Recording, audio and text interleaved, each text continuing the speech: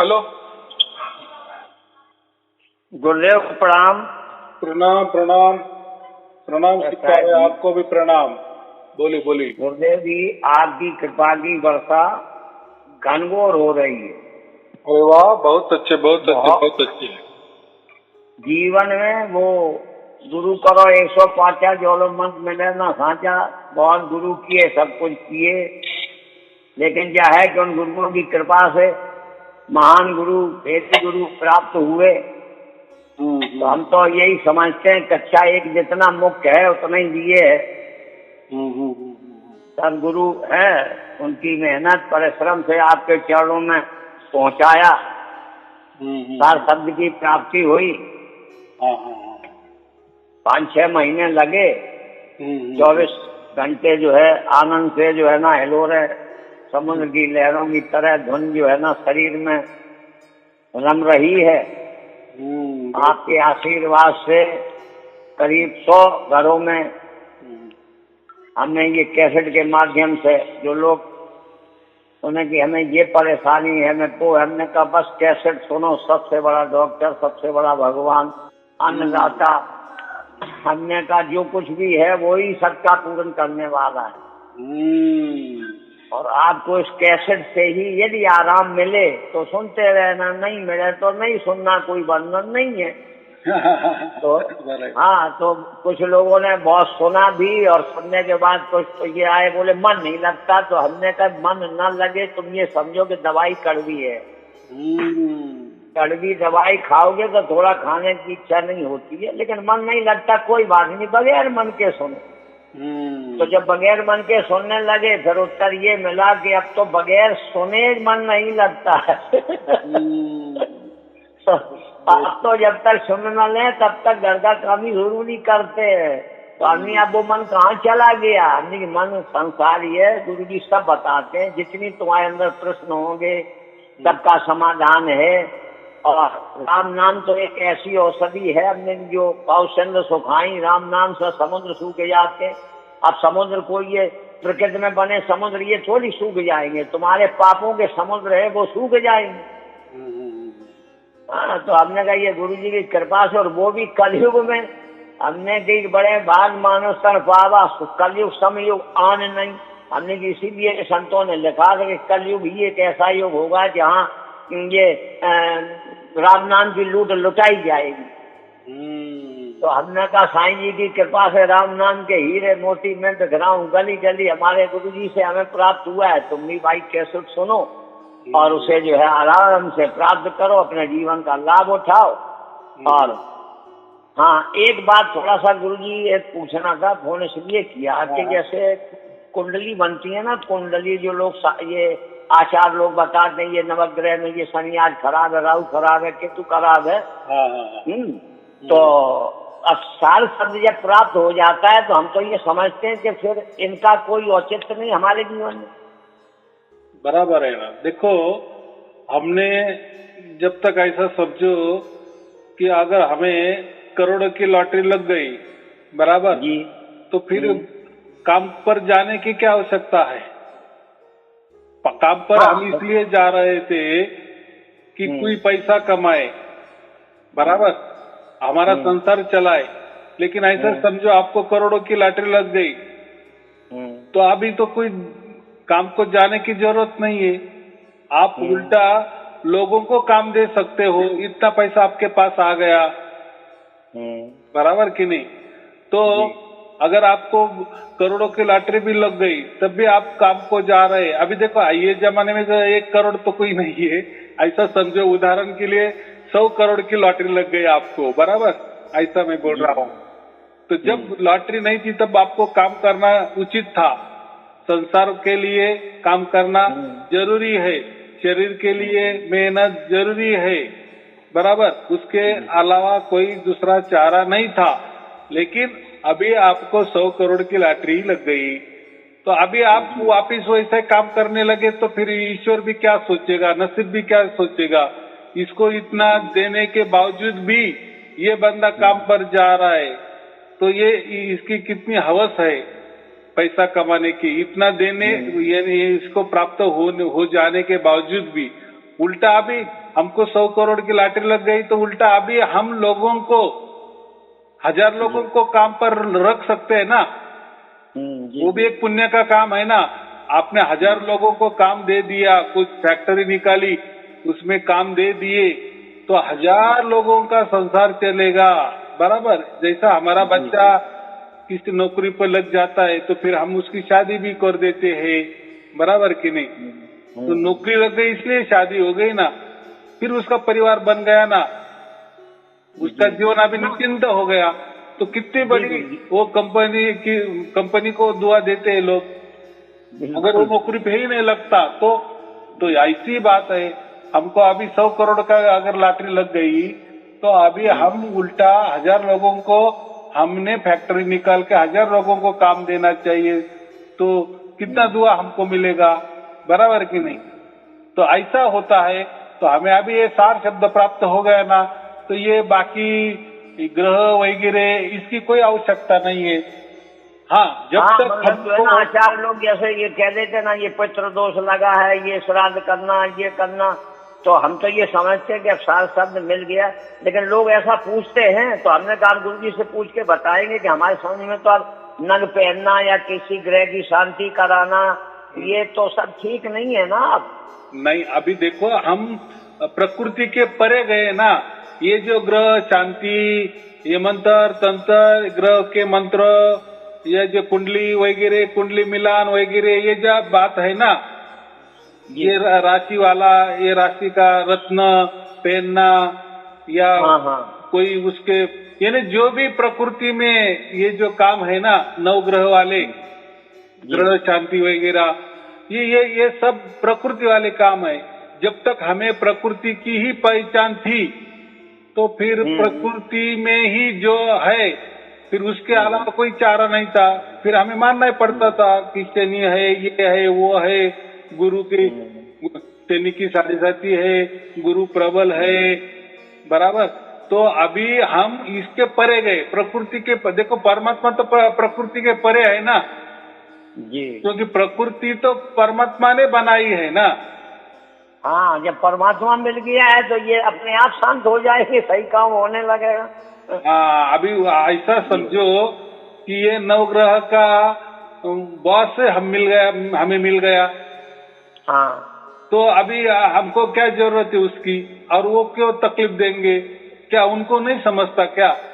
अगर वो दूसरों को तकलीफ देते हैं, इसका मतलब वो हमसे प्रबल है, इसलिए हमको तकलीफ उनकी हो रही है ना, बराबर कि नहीं। अगर वो प्रबल नहीं होते तो हमको तकलीफ भी नहीं होती, फिर लोग नहीं होती। हाँ, नहीं, इसलिए तो लोग हम मानते हैं ना कि चलो शनि को पूजा की जाए, ये किया जाए, ग्रह शांति की जाए। लेकिन अभी हमको उनका बॉस ही मिल गया तो वो कैसे हमको तकलीफ दे देंगे? नहीं देंगे ना। ये तो कितना सीधा गणित है। हाँ, हमें भी पता है कि जो है वहाँ का बंदा हो गया ये। हाँ, अगर हम ऐसा समझेंगे उनको कुछ समझता नहीं है तो भी वो तकलीफ दे देंगे, देते ही रहेंगे। ऐसा कैसा? अगर हम इतना मनुष्य योनि है तो देखो, हम पूरे 84 लाख हमारा जन्म हो जाते हैं, वो बाद में हमें ये नर देह मिल जाता है, मनुष्य देह मिल जाता है, और इतना भाग्यशाली हमारा मनुष्य देह है, तो भी ये जो ग्रह है हमें तकलीफ देते हैं, हम ऐसा समझते हैं, तो ये वो हमसे प्रबल हो गए। लेकिन अब उनको ही पैदा करने वाले का हमने प्राप्ति कर ली, परमात्मा की प्राप्ति कर ली, तो वो कैसे हमें तकलीफ देंगे? वो कितना बच्चा की बात होगी जी, हो जाएगी ना। बापों का बाप मिल गया तो ये अपने अब रास्ते पे काम होगा। वो उनको तो समझता है कि नहीं। भाई उन्हीं की संतान ये भी है तो अब भाई का संबंध तो चलाएंगे, तो विरोध तो नहीं करेंगे। हाँ, तो कोई ये इसको टक्कर नहीं दे सकता, ये तो सार शब्द है, और उनको भी सब पता है ना। देखो, उनका भी बाप वो है और हमारा बाप भी वो है। इसके पहले हमको बाप मालूम है नहीं था, उनको मालूम था, ऐसा समझो। बराबर, यानी इसलिए वो हमारे से प्रबल थे। लेकिन अभी हमको उसका बाप का पता चला कि अरे भाई तू भी मेरा है भाई, ये तो हम एक खानदान के हैं, तो एक खानदान के एक दूसरे को कैसे तकलीफ तो देंगे? उल्टे सहकार्य कर। भगवान मानते थे देवी देवताओं को, अब जब बाप मिल गया तो तब पता चला कि ये सब हमारे भाई हैं। हाँ, तो अब हम देवी देवता के समान हो गए। नहीं, हाँ, उनके ऊपर यानी उनका जो बाप है फिर हमारा वही बाप है, तो उल्टा एक दूसरे को मदद करेंगे कि एक दूसरे की खिंचाई करेंगे? वो प्रकृति वाली कुछ बात है। प्रकृति में हो सकता है मनुष्य की खिंचाई करता है, फिर उसको आनंद आ जाता है, बराबर कि नहीं? लेकिन ऐसा नहीं होता, बराबर। एक मैं कहानी बताता हूँ। चीन में हमारे यहाँ से आसाम से वो मेंढक थे ना, मेंढक जाते थे और जाते थे, खेकड़ा थे ना, वो भी जाते थे। तो एक्सपेरिमेंट होता था उन पर। हाँ, तो वो बड़ा जहाज होता था ना, तो एक ने कंप्लेंट कर दी इतने मेंढक ये हमारे चीन में भेज देते हैं, और वो जो डब्बा होता है ना, डिब्बा, तो उसके ऊपर वो ढक्कन भी नहीं लगाते। ये कैसा क्या है? कोई हादसा हो सकता है।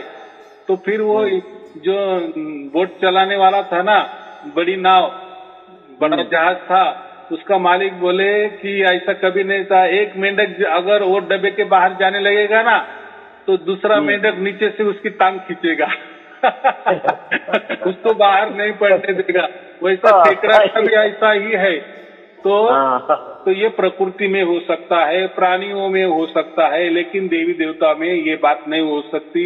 हम अगर ग्रह को देवी देवता मानते हैं ना, बराबर कि नहीं, तो उनको तो उतना तो बुद्धि है कि नहीं कि इनको भी हमारा बाप मिल गया, बराबर कि नहीं? तो हम अभी भाई बन गए, तो उल्टा सहकार्य करेंगे कि प्राणियों जैसे टांग खींचेंगे?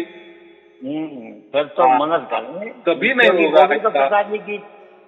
वो भी तो पिताजी का ही ध्यान करते हैं सब। हाँ, नहीं, उल्टा हमको तो पिताजी की नजदीक मिल गई, पिताजी का सिग्नल मिल गया, पिताजी का स्पर्श मिल गया। हम अभी पिताजी के गोद में बैठ गए, जीते जी बैठ गए। इनको तो बैठने को नहीं मिला। हाँ, इनको सिर्फ मालूम है कि परमात्मा होता है, हमारा बाप होता है, ये इनकी सिर्फ मालूमात है उनको।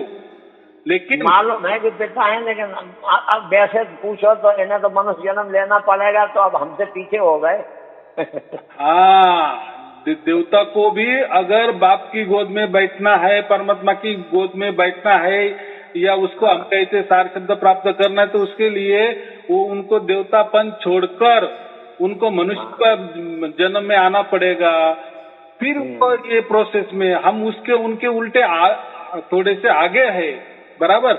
उनको तो ये करना है। देखो, वो भी मनुष्य बन गए होंगे कभी न कभी, इसलिए देवता बन गए ना। देवता के बाद मनुष्य बन जाता है। एक तो देखो, मनुष्य जो है ना, मनुष्य योनि ऐसी है कि एक जंक्शन है। यहाँ से दिल्ली भी गाड़ी जाती है, यहाँ से कन्याकुमारी भी गाड़ी जाती है, यहाँ से पश्चिम बंगाल भी गाड़ी जाती है, यहाँ से गुजरात भी गाड़ी जाती है, बराबर कि नहीं? तो ये सेंटर है, तो ये जंक्शन है। लेकिन उन्होंने जब उनको मनुष्य जन्म मिला होगा, तो उन्होंने कोई मंत्र तंत्र किए होंगे, कोई गुरु की सेवा की होगी, उनको रिद्धि सिद्धि प्राप्त हो गई, वो मनुष्य बन गए, देवता पद प्राप्त हो गया, ग्रह बन गए, जो भी उनको कोई तो भी शक्ति मिल गई ना मंत्रों से इसके। लेकिन मोक्ष नहीं मिला, लेकिन उनको मोक्ष नहीं मिला। अगर उन्होंने मनुष्य जन्म जब उनका मनुष्य जन्म हुआ था, तब अगर उन्होंने मोक्ष की बात करी होती, तो ये बातें वो फिर देवता नहीं बन सकते, तो डायरेक्ट फिर उनको मोक्ष ही मिल जाता ना। लेकिन उनको मोक्ष के बारे में किसने बताया भी नहीं होगा, या उनको मोक्ष क्या होता है यही पता नहीं होगा। कुछ तो भी होता होगा, इसलिए वो मंत्र के जाल में फंस गए, गुरु के जाल में फंस गए, बराबर के प्रकृति के जाल में। किसी को डॉक्टर बनना है, किसी को इंजीनियर, उसने अपनी जैसी पढ़ाई की वो वैसा बन गया, बराबर के नहीं। हाँ, वो तो उनकी इच्छा से बन गए ना, उनको देवता ही बनना। हाँ, न मोक्ष की इच्छा की, न मोक्ष की तरफ गए। हाँ, एकदम बात। एक जगह भागवत में प्रवचन में सुना था हमने कि व्यास जी कह रहे थे कि मतलब देवता भी मनुष्य योनि के लिए तरसते हैं, बराबर। तो उस वक्त मेरे दिमाग में ये आया कि भाई देवताओं की तो अपन पूजा करते हैं, ये क्यों मनुष्य बनेंगे? हम लोग खुद चाहते हैं कि हम लोगों की उन्नति और देवता बने, लेकिन जब ये सार शब्द प्राप्त हुआ तब मुझे पता चला कि देवता क्यों तरसते हैं क्योंकि उन्हें ये सुविधा मनुष्य योनि में ही प्राप्त होगी। हाँ, और वो भी देवता क्यों बने? सीधी बात है, उन्होंने उसकी ओर से कुछ न कुछ किया ना, यानी मंत्र के जाप किए, तंत्र के जाप किए, कोई ध्यान किए होंगे, कोई तपस्या की होगी, यानी उनकी ओर से उन्होंने किए, इसलिए उनका फल उनका लाभ मिल गया, सूक्ष्म में चले गए, प्राकृतिक लाभ मिल गया। हाँ, यानी उन्होंने उनके कष्ट से, प्रयत्न से, प्रयास से वो चीज हासिल की, मेहनत से वो चीज हासिल की और वो देवता बन गए, क्योंकि इच्छा उनकी थी, इसीलिए उन्होंने मेहनत की, तो उनकी ओर से हो गया।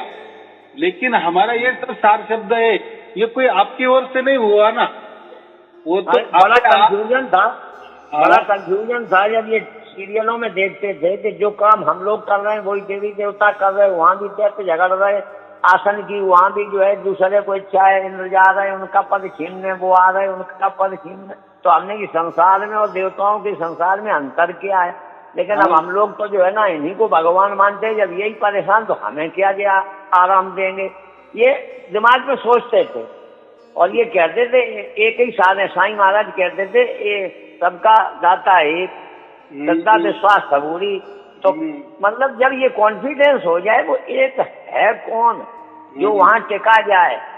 अभी तो भटक रहे ना, जब ये सब देखते देखते बस, लेकिन इच्छा यही थी कि वो एक मिले, एक और दूसरी नास्ती, जो एक है दूसरा है ही नहीं। आपकी ऐसी कृपा हुई, परमात्मा की कृपा हुई, सबका आशीर्वाद, बुजुर्गों का, देवताओं का, हम तो सभी को मानते हैं कि सबके आशीर्वाद से आपकी शरण तक आ गए और ये प्राप्त हो गया। और ये प्राप्त होने के बाद काफी परिवर्तन जीवन में आया, बड़ी शांति आई। सब कुछ होने के बाद भी शांति नहीं थी। एक परिवार को हमने दिया तो वो लोग बोले कि वो हम अकेले में सुनते हैं, पति आ जाता है तो लड़ता है, ये क्या सुनते रहते हो, क्या सुनते रहते हो? तो हमने भी तुम बस सुनते रहो, वो चला जाए तब सुनो, लेकिन सुनते रहो। 10-15 दिन के बाद पता चला कि जब वो ड्यूटी चला जाता तब वो सुनती बेचारी लेडी, फिर उसके बाद फिर बच्चे भी सुनने लगे, उन्हें भी आनंद आने लगा। थोड़े दिन बाद बोले कि जो है ना महीना तब हुआ जब वो पति बोले तुम क्या सुनती रहती, जरा हमें भी सुना। उसने सुना तो वो भी सुनने लगा, पूरा घर अब बगैर सुने रहता ही नहीं। तो क्या है, परमात्मा सबके लिए है, बराबर। तो इसीलिए सबको तो तुमने नहीं पकड़ा, उसने सबको पकड़ लिया। हमने नहीं, अभी धीरे धीरे तुम्हारे रिश्तेदार भी पकड़ते आ जाएंगे, हम भी वो भी आएंगे खिंच के।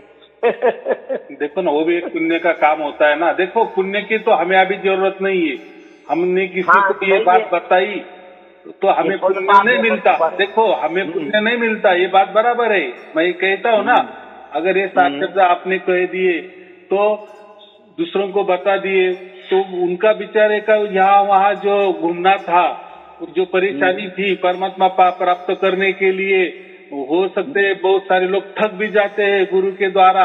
अभी वो तो उनका होगा नहीं, उनको तो मिल गया, तो हमें उनसे क्या मिलता है? वो पुण्य मिलता है। लेकिन वो पुण्य तो हमें अभी जरूरत नहीं है, क्योंकि हमारा तो अगला जन्म होने वाला नहीं है। तो ये पुण्य जो है ना, हमारे जो अगली पीढ़ी जो होती है ना, उनके लिए तो काम आता है कि नहीं, बराबर कि नहीं? फिर हम कहते हैं कुछ ऐसा हो जाता है तो भाई तेरे पूर्वजों ने कुछ तो भी पुण्य किए हैं, इसलिए तेरे को तुझे अच्छे दिन देखने को मिल रहे। इसका मतलब क्या है? तो वो पुण्य। तो अभी तो हमने 100 लोगों को भी ये बात बता दी और उनको सार शब्द की भी प्राप्ति हो गई, तो बहुत बड़ा पुण्य हमको मिलने वाला है। लेकिन अभी हमको ये पुण्य की जरूरत नहीं है। तो फिर भगवान क्या करता है? वो पुण्य जो हमारा अगली पीढ़ी है ना, उनको दे देता है, या हमारा समाज को दे देता है, या हमारे देश को दे देता है। लेकिन वो पुण्य पिताजी ने कमाया और उनकी औलादें होती हैं, वो उनका उपभोग करते हैं। पिताजी ने कमा की प्रॉपर्टी बनाई, तो वो संतान ही तो उसका उपयोग करती है, तो आगे की पीढ़ी, पीछे की पीढ़ी, इनको लाभ मिल जाता है। बराबर कि नहीं? ऐसा ये थोड़ा समझ के चलना। तो हमें तो पुण्य की जरूरत नहीं है, लेकिन वो पुण्य आगे लोगों को काम आता है। ठीक है, वो उसका आगे पीढ़ी नहीं है तो हमारा समाज है, हमारा देश है, है कि नहीं? कोई न कोई देखो, एक के बाद एक कोई तो भी रहता है न कि नहीं? तो उनके लिए हो जाता है। जो है अपने को पूर्ण नहीं चाहिए, इधर तो पीछे लोगों का आगे लोगों का कल्याण है प्रकृति में, और उधर जो है ना पिताजी खुश होते हैं कि अपने और बच्चों को ये बांट रहा है, दे रहा है। तो पिताजी भाई जैसे पिताजी ने बहुत रकम कमाई नहीं, लेकिन बच्चा नौकरी करता, अगर वो 10 रुपए पिताजी या माताजी के हाथ में रखता है तो माता पिता को जरूरत नहीं है उसके पैसे की, लेकिन खुश हो जाते हैं कि चलो इसने कमाया तो हमारा सम्मान रखा। हाँ, ऐसा ही करना चाहिए, मेहनत से कमा रहा है ना, तो बहुत अच्छी बात है। तो हमें यही करना है कि लोग यहाँ वहाँ जा रहे, भटक रहे, परमात्मा के लिए ठगे जा रहे हैं, तो या पैसे की बर्बादी कर रहे, टाइम का बर्बादी कर रहे, और इतना सब कुछ होने के बाद भी नहीं मिल रहा है। अगर हमने कुछ बता दिए, अगर उनके भाग्य से उनको मिल गया तो कितनी खुशी हमको भी होगी, परमात्मा को भी होगी कि नहीं? और वो भी दुआ देगा कि नहीं? हमें दुआ की जरूरत नहीं, लेकिन हमारे अगले वाले इनको तो है ना।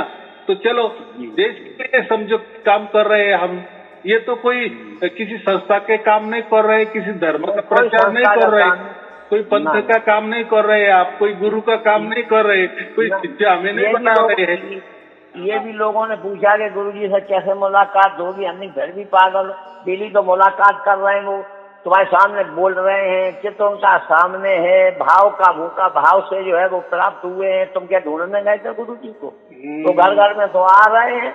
हमने कहा अपने आप तुम ढूंढने गए थे क्या?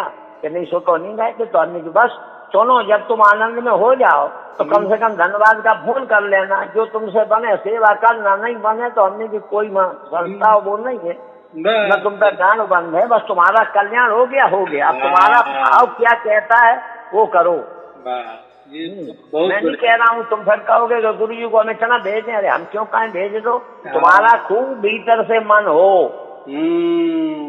हाँ, वरना तुम्हारा दिया हुआ भी बेकार होगा। अगर तुमने ये सोचा कि भाई यहाँ असल में गुरु जी अभी तक ये प्रथा है ना कि गुरु जी को 5 कपड़े दो और गुरु जी को रख चला दो, फिर वो मंत्र मिलेगा, तो सारे वो प्रोसीजरों से गुजरना पड़ता था। परमात्मा परिपूर्ण है, उसके लिए हाँ, लेकिन हमने तो परमात्मा गुरु जी तो आपके घर में आए, तुम कहीं ढूंढने गए हो। देखो, गुरु दक्षिणा दी उसका भला, ना दिया उसका डबल भला। तो बराबर की नहीं? तो हमने कहा तुम्हारे सब समझ में आ जाएगी क्या करना क्या नहीं करना। हमने सिर्फ वीडियो सुनो, सिर्फ हमने कहा उनका यही आदेश है और उसी आदेश का हम पालन कर रहे हैं। तो मैं देना है, हाँ, उनका आदेश है कि बस सुनो सुनो, बस सुनो। आगे जो भी हो वो परमात्मा की कृपा समझना, जो भाव हो वो करना, तो वही परमात्मा की इच्छा है। जो तुम्हारे मन में विचार आए, तुम्हारी इच्छा नहीं, समझना ये परमात्मा की इच्छा है, कर दो। हाँ, बराबर के। देखो कबीर साहब भी हर दोहा बोलते थे ना, उसके पीछे क्या लगा थे, कहत कबीर सुनो भाई साधो, सुनो। उन्होंने तो कहा बस भाई, उसमें 2 अर्थ निकलते। सुनो माने अभी ये मैं जो प्रवचन निकल रहा हूँ वो सुनते जाओ, या दूसरा अर्थ उसका क्या होता है कि 4 शब्द सुनो। दोनों भी अर्थ है, सुनो और साध लो, तुम्हारा साध लो। गुरु जी को बताओ ना बताओ, सीधा अर्थ, सीधा सीधा सुनो और साधो, उसी को पकड़ लो, बस। बाकी क्या है? हाँ, और गुरु जी को आप बोलो, बाद में ना बोलो तो भी गुरु जी को कोई फर्क पड़ने वाला नहीं। यार गुरु जी को इतना बड़ा परमात्मा मिल गया है तो गुरु जी को क्या अपेक्षा है किससे? बराबर। अरे गुरु जी एक पे तो इतना बढ़िया चमत्कार हुआ, बेचारे हंडी भी नहीं जानते, मतलब गांव के लोग थे और मतलब अपनी भैंस पालना और गुजारा करना, और उनको दिया तो मतलब जो है कि इतने वो समझदार हो गए, ऐसी बातें करते हैं जैसे कोई जो है ना बहुत दिन सत्संग किया हो। हमने कहा है कि तुम तो बीच सुन के इतना हो गया, बोले पता नहीं कहाँ से भाव निकलता है गुरु जी की बात सुन के। दिन भर अपने काम भी करते हैं और सुनते हैं और हर बात समझ में आती है उनके।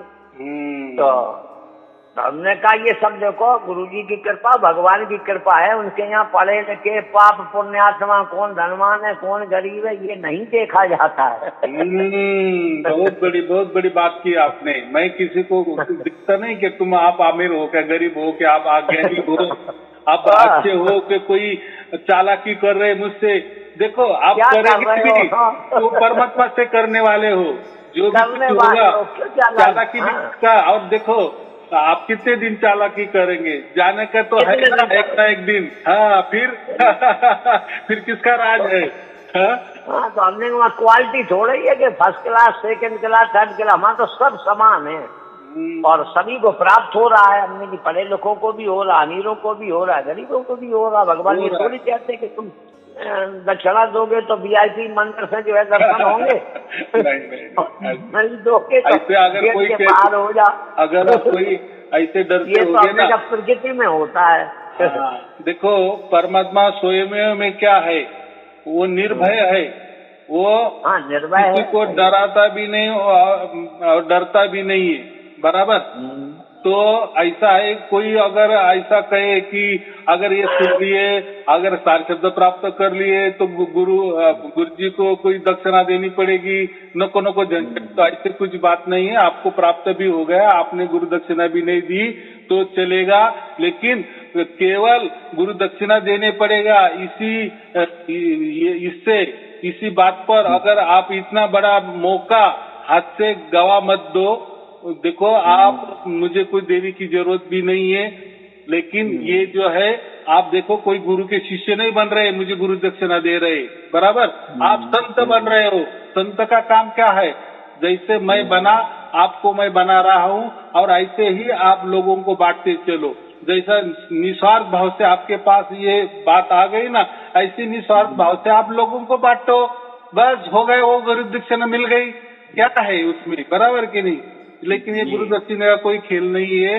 और इतना बड़ा परमात्मा अगर लालच में आ गया आपके 2 रुपए के, जो सबको दे रहा है उसे क्या, लेकिन फिर भी जो है ना, एक प्रकृति में रहते हुए भी हम तो साफ ये कहते हैं कि तुम्हें चाहिए वो परमात्मा को अर्पण करो। सुख चाहिए तो सुखी करो, डर चाहिए तो कुछ तो अर्पण करो भाई। निष्काम सेवा करोगे, कुत्तों को भोजन कराओ, गाय को कराओ, कुछ तो निष्काम करो भाई। बहुत बढ़िया, तो कल्याण होगा। और हमारा संबंध थोड़ा सा गांव वाले लोगों से भी ज्यादा है, पढ़े लिखे लोगों से भी है, तो गांव वालों को समझाना थोड़ी दिक्कत होती है, क्योंकि उन्हें यही पता है 5 बर्तन कपड़े और दक्षिणा। हमने ऐसे गुरु जी नहीं ना, 5 बर्तन न दक्षिणा, तुम सिर्फ सुनो भैया, यही तुम्हारी दक्षिणा है। हाँ, लाख टके की बात की, ये सुनो और लोगों को बताओ। आप कोई किसी गुरु के शिष्य नहीं बन रहे हो, आप संत ही बन रहे हो। और देखो भगवान ने भी, परमात्मा ने भी संत कब बनाया हमको? जब पूरा दुनिया अभी ढह जाने वाली है, पूरा कलियुग नष्ट होने वाला है, और लास्ट में दे दिए। सेवट क्या बोलते हमने, आखिरी में परमात्मा सबके अंदर प्रकट होने लगे। तो जब क्यों प्रकट होने लगे, ये तो समझना चाहिए ना। यानी कुछ तो भी, ये कलियुग का अंत नजदीक आ गया है, इसलिए परमात्मा अपने बच्चों को उठा रहा है, यानी घर घर में प्रकट हो रहा है। क्यों प्रकट हो रहा है? क्यों? उनको उसको चिंता है, सबकी अपने बच्चों को चिंता है, इसलिए वो प्रकट हो रहा है ये घोर कलयुग में, बराबर। यानी ऐसा समझना कि अभी ये कलयुग का नाश होने वाला है, समाप्ति होने वाली है। श्रीमद् भागवत में वही कल के अवतार का जो वर्णन आता है, लेकिन कल के अवतार का वर्णन आपने अभी 2-3 दिन पीछे मतलब उसमें बताया है कि नीला घोड़ा होगा तो नीला घोड़ा आसमान हो गया, और वो मन से ज्यादा तेज चलेगा तो वो आपके इंटरनेट हो गया। और तलवार है, ज्ञान की तलवार है, घर घर में बिना पढ़े PhD हो रही है। तो इतना बढ़िया लगा, नहीं बता, लोग बाग इंतजार कर रहे हैं कि घोड़ा आएगा, अवतार होगा, ये होगा, लेकिन संतों की भाषा समझना बहुत टेढ़ी चीज है। हाँ, जितने भी धर्म ग्रंथ बने हैं ना, तो वो कुछ तो भी संकेत देते हैं, वो संकेत समझना चाहिए, बराबर कि नहीं? संतन भाषा अटपटी, झटपट लखी न जाए। जाने झटपट लख लई, बाकी खटपट जाए। तो सार शब्द लख गया है तो अब खटपट का सवाल ही बराबर है ना। देखो अभी इतने बड़े गणेश जी और वो चूहे के ऊपर बैठ गए हैं। अभी चूहा कितना छोटा होता है, और इतने बड़े गणेश जी हाथी जैसे समझो, होगा क्या? ये प्रतीक कैसे होगा? अब इस लोग इस चीज को नहीं समझ, इस चीज के समझने के लिए बहुत चाहिए। चूहा उद्योग का स्वरूप है, मतलब परिश्रम करो। ये जो है ना, ये सब प्रतीक है। ब्रह्मा सब विष्णु प्राकृतिक है। महेश, हाँ। ये सब प्रतीक है, ये समझना होगा, बराबर। हाँ। लेकिन अभी देखो, वो भी जाने दो, अभी क्या, जब समझना था तब नहीं समझे, अभी क्या लास्ट में समझने, अब जाने की बारी आ अब नहीं, गई। अब तो डायरेक्ट इसलिए परमात्मा ने जीवों पर दया की है कि समझते समझते तो 84 भोग नहीं, अब तक नहीं समझ पाए, अब तो इनको पकड़ो ही। हाँ, लाख टके की बात की कि बच्चों अभी उसमें कुछ जाना नहीं है, ये सच्चा करिए झूठा, अभी डायरेक्ट मैं ही आपको प्रकट हो जाता हूँ आपके अंदर, अभी तो मान लो, अभी तो जान लो, अब तो मान लो, वो तो स्वयं में वो आ रहा है ना, बराबर। इसीलिए दयालु कहा है, वो समझ गए कि एक जीव जो है ना भटके हुए 84 योनियों में भटके अरबों खरबों बरसें बीत गई, कलयुग के अंत में कृपा की उन्होंने, कलयुग समयुगान नहीं जो नर कर विश्वास, विश्वास यही जो है विश्वास जिसने कर लिया वही पार हो जाएगा। इसलिए आप बार बार जो है ना एक ही बात बिल्कुल स्थिर करते हो कि सुनो और विश्वास करो, बस बात खत्म, सब हो जाएगा अपने आप। बराबर कि नहीं, अभी टाइम वो नहीं है, अभी कोई मंत्र जाप करने की जरूरत नहीं है, टाइम भी नहीं है, कोई गुरु करने की भी जरूरत नहीं, वो भी टाइम नहीं है, अब कोई ध्यान धारणा विधि विधान करने की भी जरूरत नहीं है, टाइम भी नहीं है, क्या है अभी कम टाइम में आपको क्या क्या करेंगे, और किए ना 50-60 साल क्या प्राप्त, कुछ प्राप्त नहीं हुआ ना। हाँ, गुरु प्राप्त हो गया आपको 8 मास के, हाँ, क्या दिया उन्होंने, वो प्राप्त करके क्या करने वाले हो, जो गुरु जाएगा भटक जाएगा, आप उसके पीछे जाएंगे। तो ये परीक्षा के टाइम पे विद्यार्थी किताब खरीदने जाए, कोई किस्सा है कि अब परीक्षा देना तुम किताब खरीदने जा रहे, तो वही कलयुग का अंत है। अब तो परमात्मा ने कहा खरीदो मत, अब तुम चलो पास हम कर ही दे रहे। बराबर। चलो ठीक है, फिर शुभ आशीर्वाद, बस गुरु जी के पास चाहिए, हाँ, और सहारा आपका चाहिए। हाँ, बराबर। आपके चरणों में कोटि कोटि प्रणाम, नमन। ठीक है, शुभ आशीर्वाद, सत साहेब जी, सत साहेब जी, सत साहेब, सत साहेब जी, सत साहेब।